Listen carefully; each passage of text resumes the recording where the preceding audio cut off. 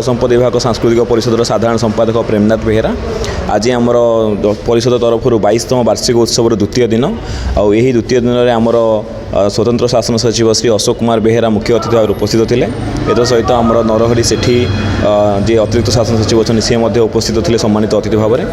आज यही अवसर में आम प्रथम आमर वार्षिक क्रीड़ा उत्सव जो मैंने कृति प्रतियोगी थे से आज पुरस्कृत करूँ। यापर आमर एक आमर वार्षिक क्रीड़ा उत्सव में पाखापाखि आमर 30 ରୁ 40 जन पाखापाखि कृति प्रतियोगी जो मैंने पुरस्कृत होते।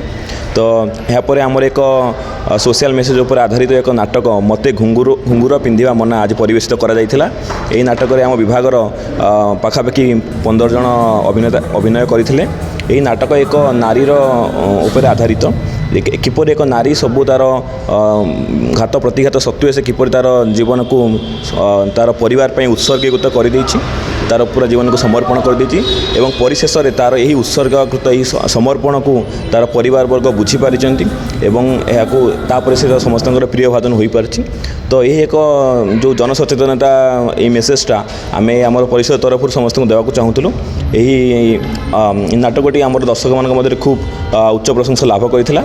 परिशेष कलाकार एथिरे आम विभागर 15 जन कलाकार आमर अभिनय करुचंती एवं से माने दीर्घ गोटे मास धरी या प्रैक्टिस करी आसुले।